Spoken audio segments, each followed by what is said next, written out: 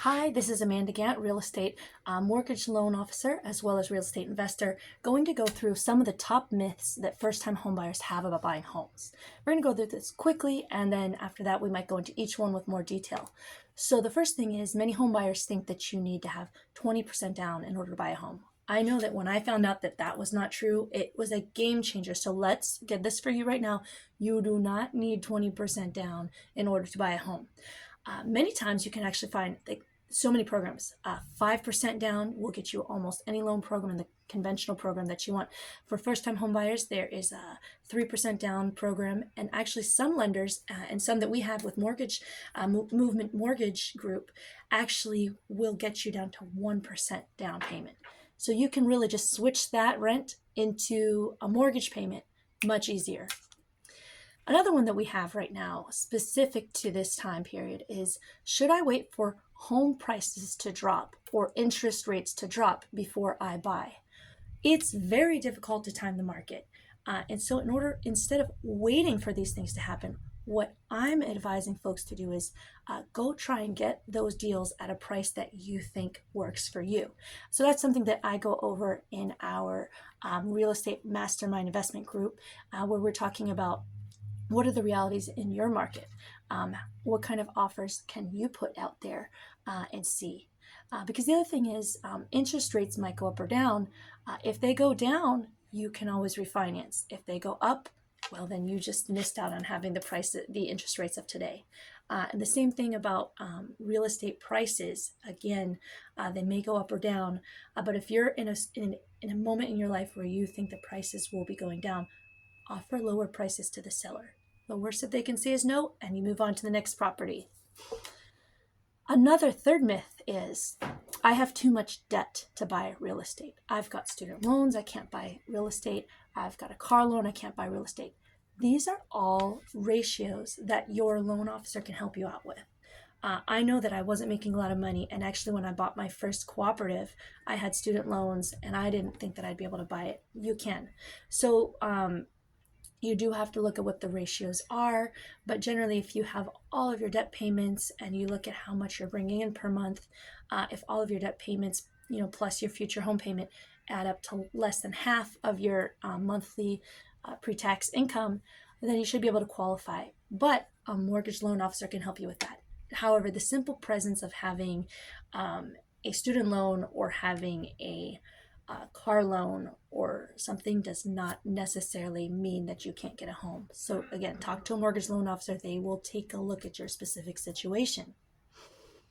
Another thing that folks don't know is the listing price is what I'll pay. So as you are browsing Redfin and Zillow and you see hundreds of houses there, listed at, let's say $150,000, $500,000, that is not necessarily the price that you pay. Real estate is a game of negotiation.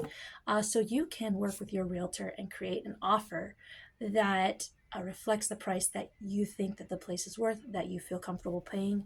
And again, if you put that too low, the seller's going to say no, and you're not going to make a deal. And you can either do this time and time again until you, find a place that you want, or you realize, hey, that's just not going to work in this geographic area for this kind of house, and you adjust your expectations.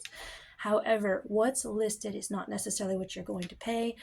If you put offers out there that are lower than listing price, you could still get approved, especially in this market where we see literally 500,000 more sellers than buyers, which is an unprecedented inequality that has never been seen since that stat has been started to be kept in 2013. So this can be a great time for buyers to put out lower prices and see if a seller will accept it.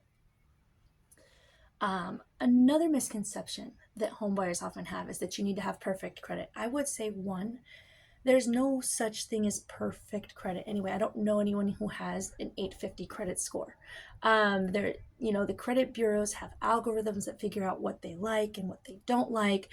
I, for instance, have, I've never missed a payment on anything, knock on wood, that can continue. And, sometimes my credit score is 700, sometimes it's 780.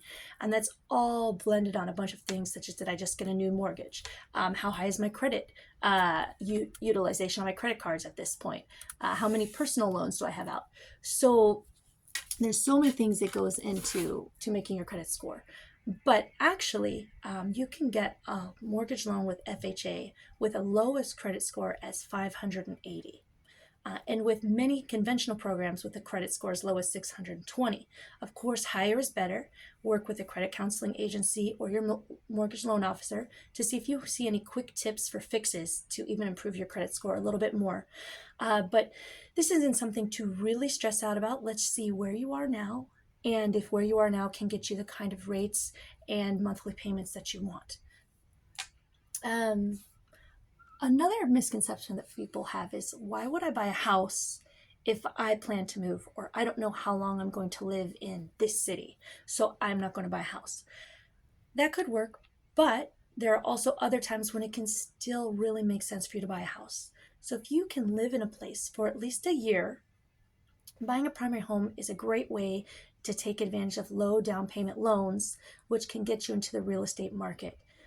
So you can live in a home for a year, and then you can move on, be it to a new city or a new home, and you can rent that house out.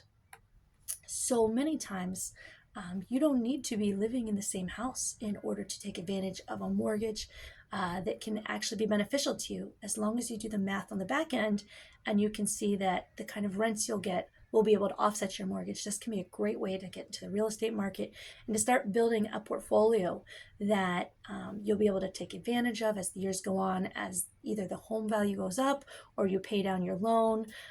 As you reach your retirement years, you will probably own a property free and clear, and that can be a huge bonus for you, your family. You can get a reverse mortgage, you can sell it. It opens up so many options, and that's one of the great things about real estate, is that it can open up options for normal working people like you and me. And so, these are a lot of the misconceptions. I hope that it helped you with some of them. Just actually sometimes hearing the reality on some of these misconceptions can be a game changer for you. And if any of these have really opened your eyes to possibilities that you want to discuss, be sure to get in touch with me on the Linktree that you see in the description. And we look forward to seeing you soon and working with you soon, and you have a great day.